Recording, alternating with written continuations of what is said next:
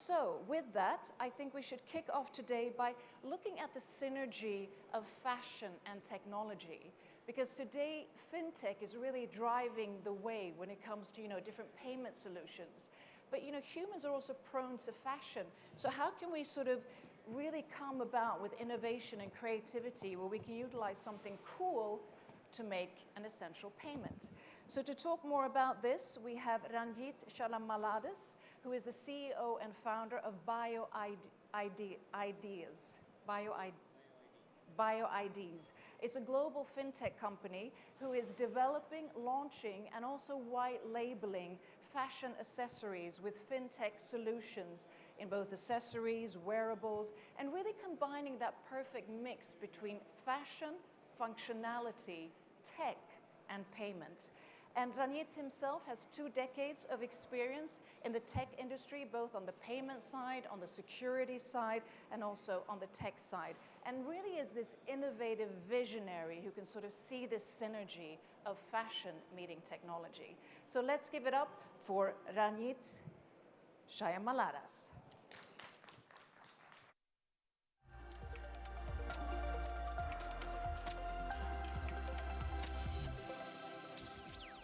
So let's see if we can hear me. Yeah, I thought before we start the conversation, why don't we take a look at a video that will sort of illustrate a bit of what we're going to talk about. So let's roll the video.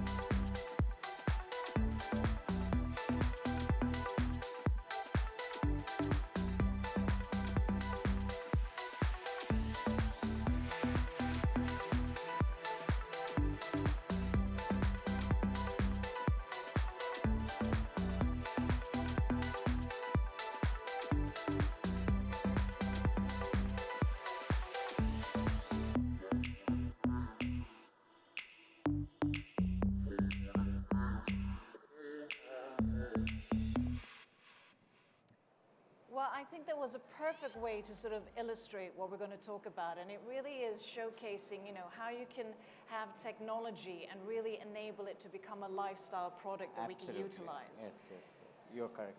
So tell us about how did this all start with BioIDs so we can sort of give the audience a bit of a perspective.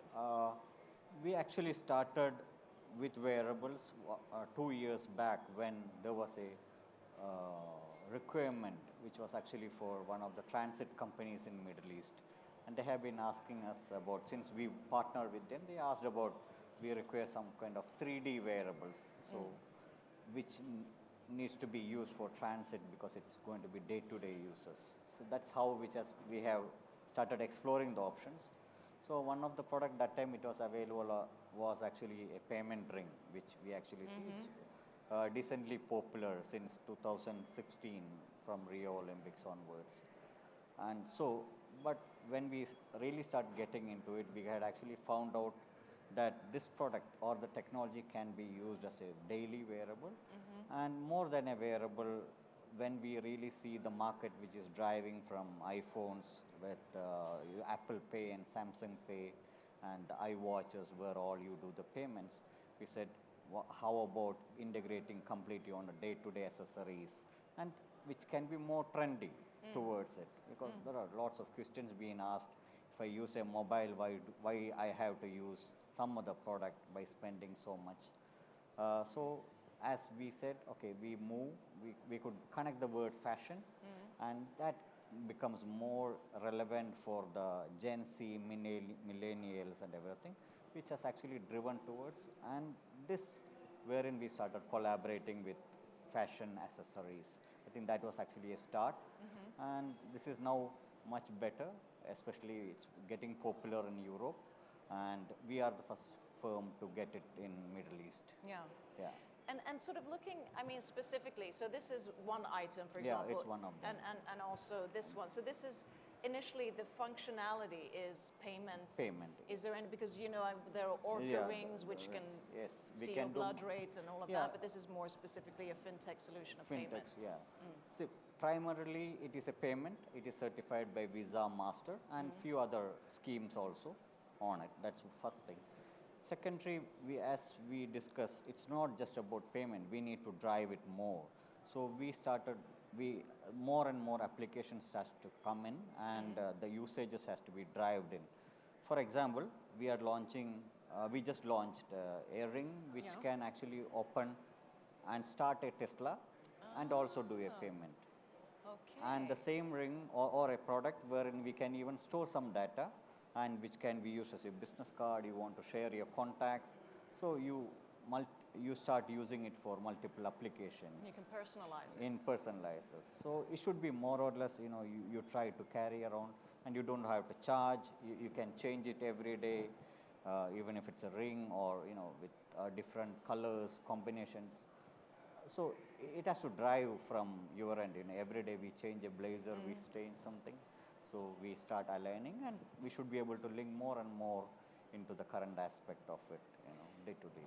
And because having that sort of usability, which is, really a favorable utility to it, how is sort of the security aspect? Because you would think, what if you put the ring, you wash your hands, or you misplace it, or what are the sort of security aspects built in? Yeah, well, good question, especially, and this is more concerns everyone asking, if you lose something, what will happen? It has a basic security of what, if you lose a card, what can happen on it. That's one thing. But however, you can manage this with an app which is there, which will just take you, if in case you feel that it's lost or something, just go to the app and just deactivate the accessory. It might take 1.5 seconds to just go to the app and do this. Okay. So the security aspect is somewhere there, where if you are able to notice, driving towards it from a card, bank card or others, and coming to this product doesn't store card information as such. It's actually a tokenized detail which is being stored on this product.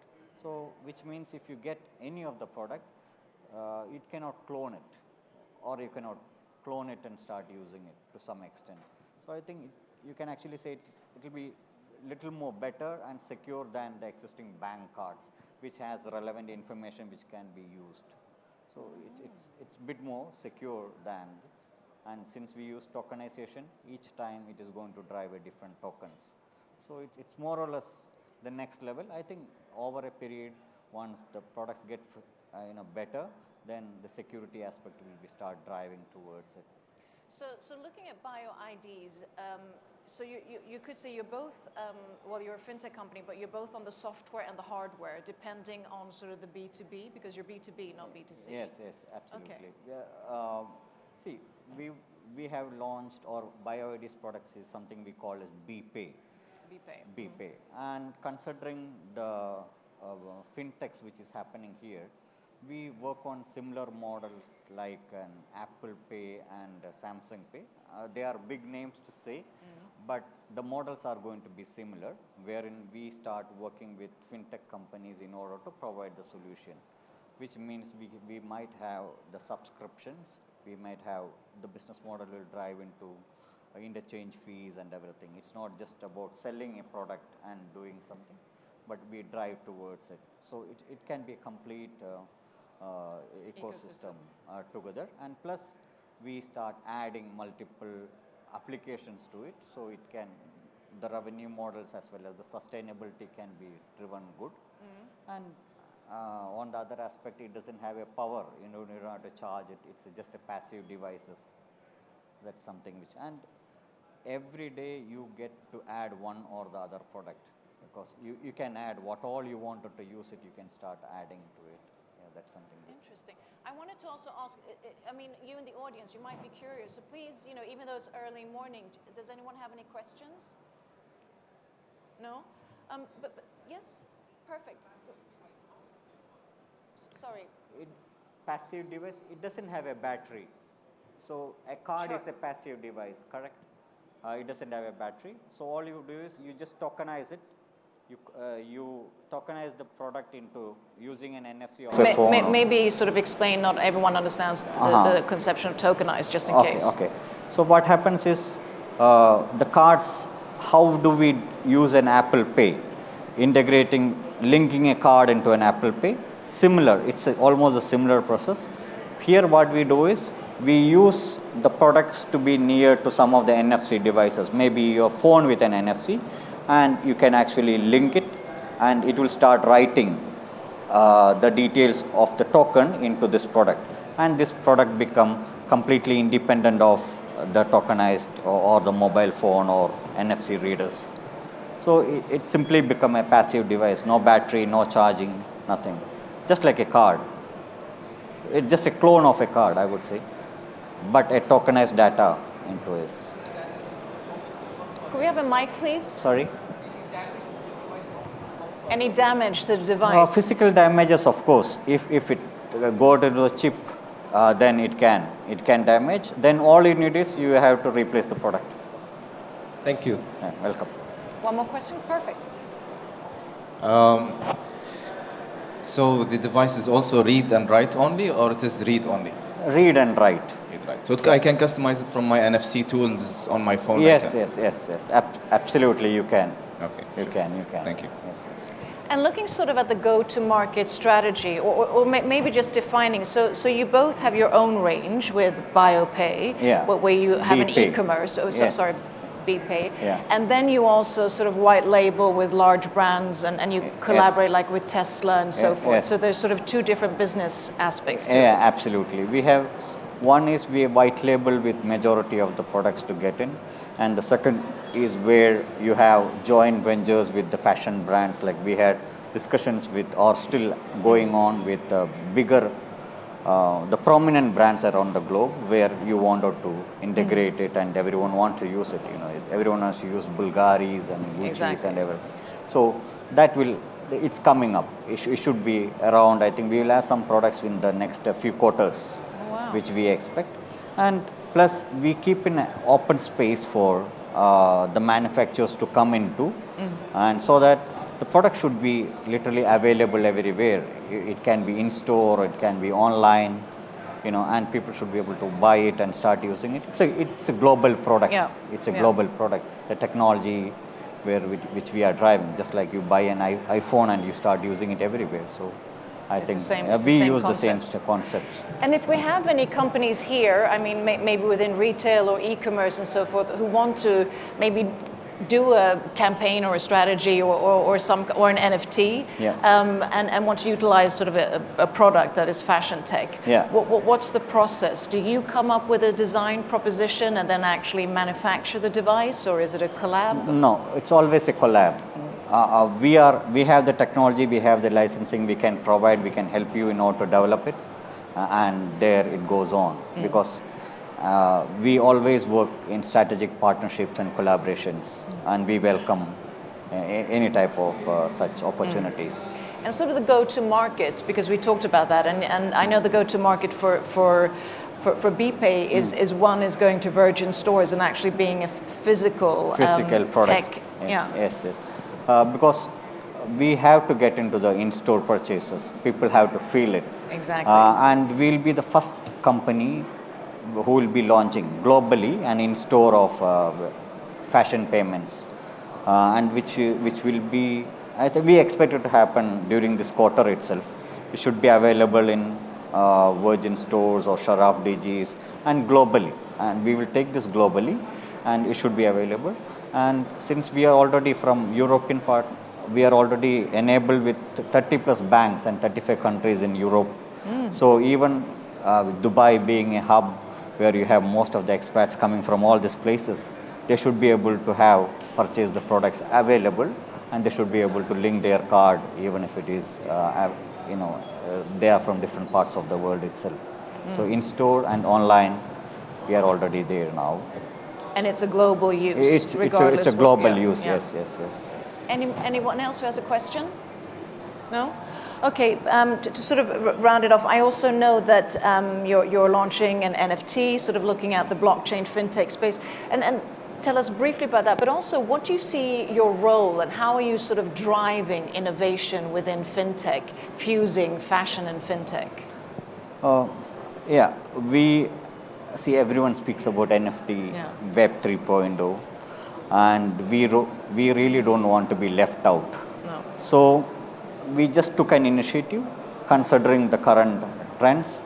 We just launched an NFT, and it's just a limited edition, just one. We just want to try it, but we have got pretty good response on it, and it's with one of the limited bracelets which we have come across. That's one. Second, I think Web 3.0 is going to drive us better, and always on the 3.0, when you have a product with functionality, it can drive more. So a payment, or you have other applications like digital car keys and lots of things when you are in such a world.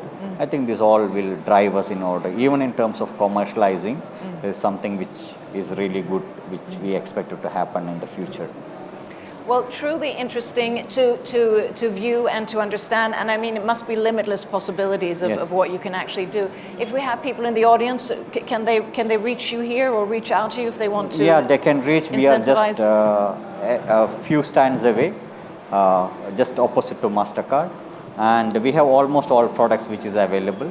Which is available. To see where, and you can experience. We can see how the payment works. Everything is fine. We are already. And it's MasterCard and Visa It's compliance. MasterCard and Visa now. Yes. Thank you so much for taking the time to, and the best of luck going forward. And Thank you, Sabina. congratulations to your creativity and the vision with BioIDs. Thank you, Sabina. Thank you so A round much. of applause. So now we're going to look at the technical challenges in sharing data and sort of dive into how are we powering security, data privacy and compliance in banking and utilizing novel technologies. And how can we also strengthen technologies by implementing different strategies for bank defenses and which biometrics need to be integrated. This is something that our next panel, first panel today, are going to dive into. And to moderate this panel, I want to hand over the stage to Angus McCormick, who is Managing Partner at Settlement. Sorry, is he not here? Okay. So, no, you have to come and talk to me because I can't read lips.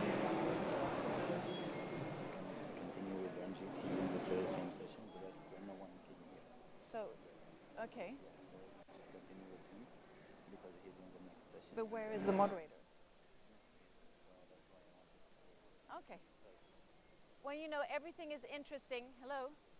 Everything is interesting when it's live, and there's a lot of things happening during GITEX. So the moderator and the rest of the speakers are hopefully on the way. So, and I know, Ranjit, you're going to be part of that panel, right?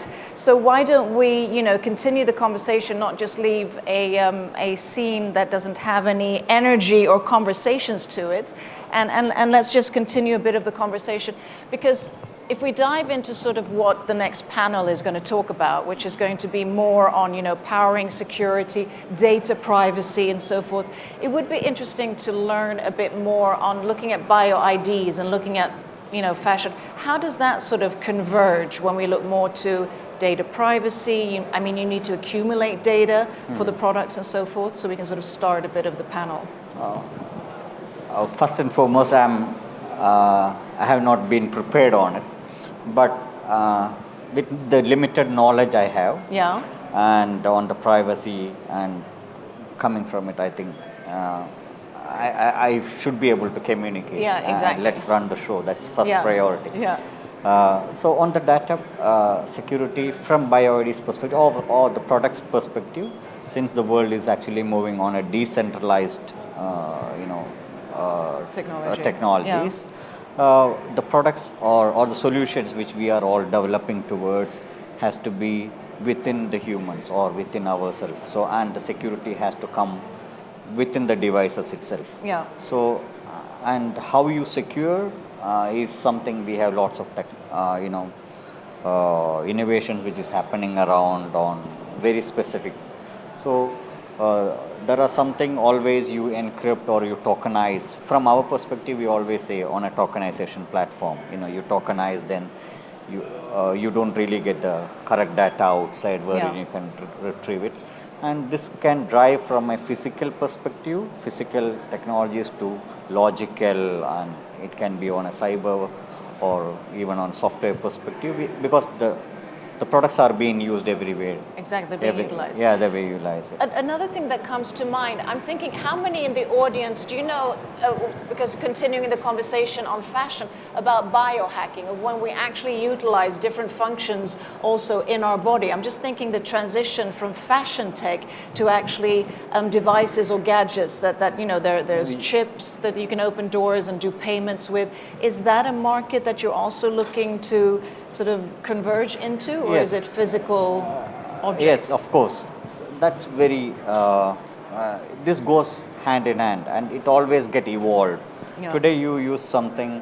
For example, we can use our product from payments to opening a car or a digital car key. Exactly. You use it as a business card or contain some kind of data or transfer data. As you said, the data security start holding it on it. Today, we have few KBs. Tomorrow, it can be on some kind of gig you can actually store. That's something there.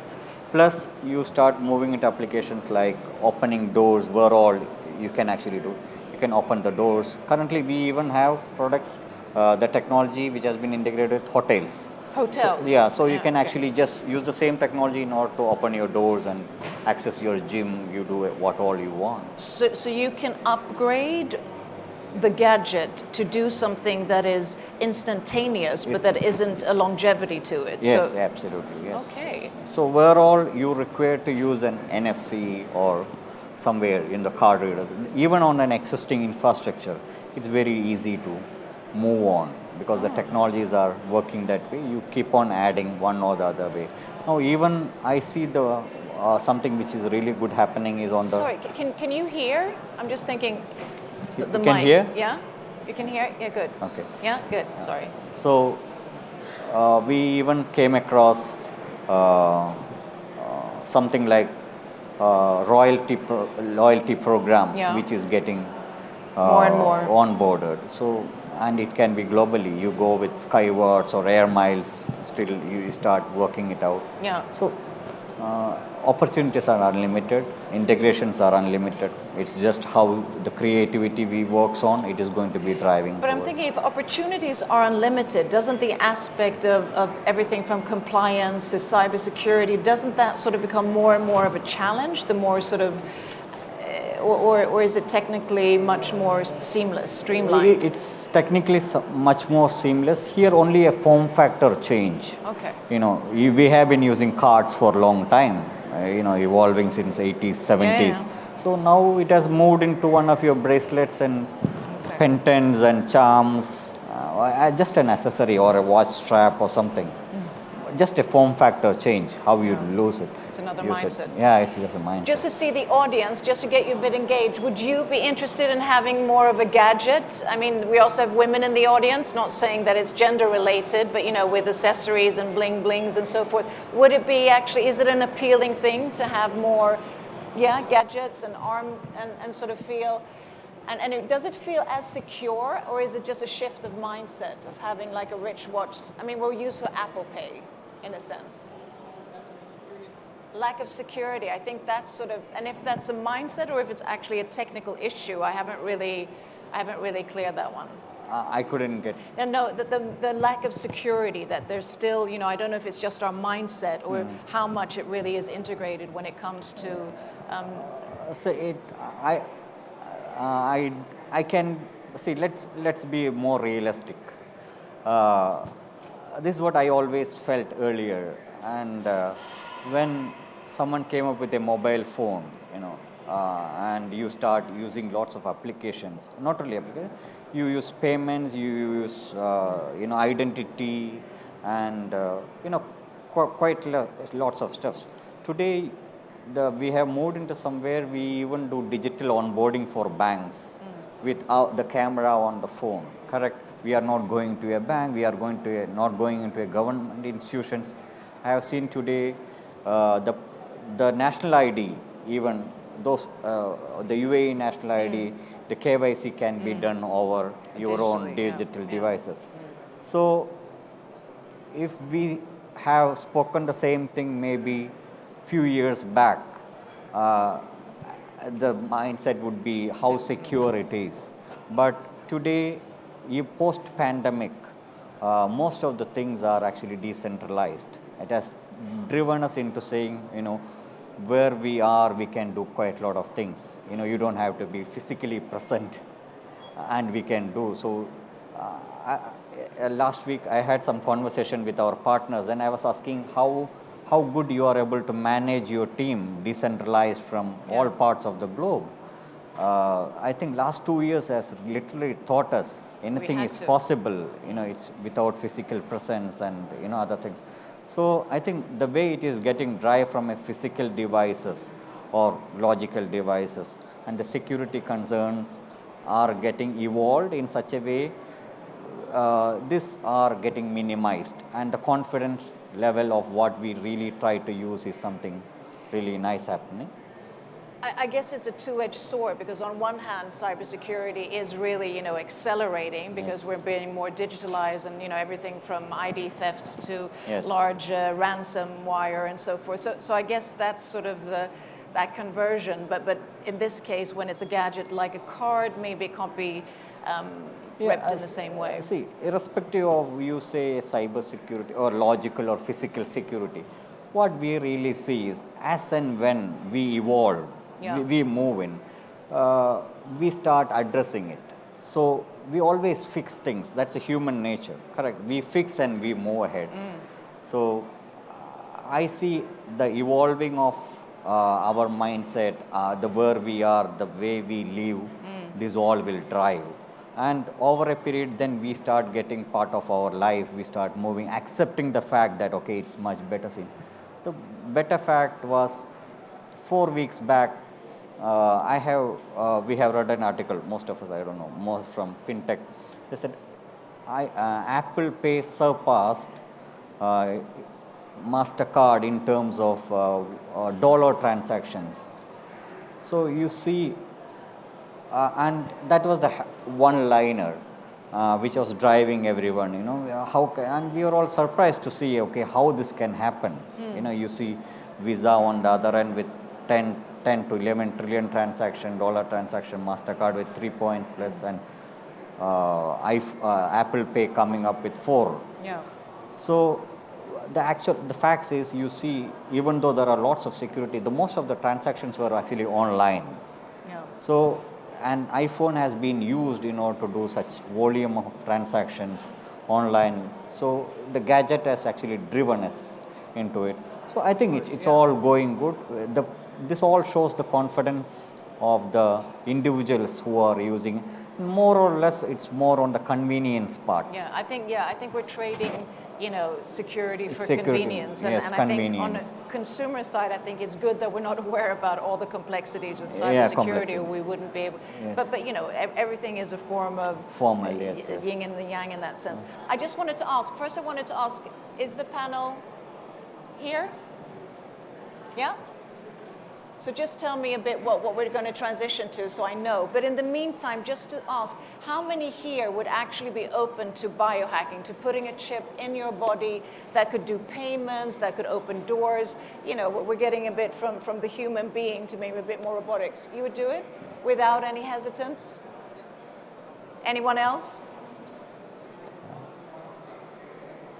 Just as long as the technology. What we outdated. Yes, here we have a question. Do we have a mic, please? I'll do it, but I'll have to watch him a year later. You'll do it, but someone is the first adapter, and then the long tail comes afterwards. Yeah, exactly. See, I have another question. Now that the passive static device that you were talking about replacing the credit card. Now in our iPhone today or any other Apple Pay, you can have actually a multiple cards, in there. How is that managed in your passive design? Isn't that a lot more prone to skimming and all the security issues that we have that we haven't really solved today? I mean, today we haven't solved the skimming of credit cards and all this. Absolutely. So in the future, this would actually make this a more vulnerable device for security. I'll pause. Okay. That's a good question which you have asked. So today what we see a passive device, there are two, I'll put that into two ways. One is like an Apple Pay, you have multiple devices, multiple cards, you are actually using it on a single device wherein you can change. You have a option of selection. Here, since it is passive, we have limited selection. It's only one as of now, as per the compliance from the schemes. That's one. Second, on the skimming part, that's very interesting. What has happened is we don't really, even though we say it's a clone of a card, what we are doing, but we are only doing the tokenized part of it, which means the data is clearly encrypted and the tokenized data is actually moving, which is already very familiar when we use the e-commerce platforms now. So I think we are little more better than skimming a card to skim a device and start using it. So I think comparatively better off, I would say. It might not be foolproof, but we have to come across such case studies that this is being done, and that will only happen once this product start being available to most of them and everyone start using it. It's correct. more Then it will commercialized. start getting into all those threats. Anyone else has a question? Simon, my colleague in moderating on stage, would you, do you find that fashion devices, would you biohack your body? Maybe? Maybe. Thank you. You want to see someone who does it first and then if they survive. Well, it's already being done. Yeah. So I think we're going to, due to this, that the panel, we're actually going to get a bigger surprise because someone who is actually going to guest us later this afternoon, who is the biggest name of today, happens to be around and he might be coming to join me on stage. So thank you so much, Ranjit. A warm applause and thank you for continuing the conversation. And I'm really happy to say that Mr. Chris Voss is in the house, so give it up for Chris. Thank you.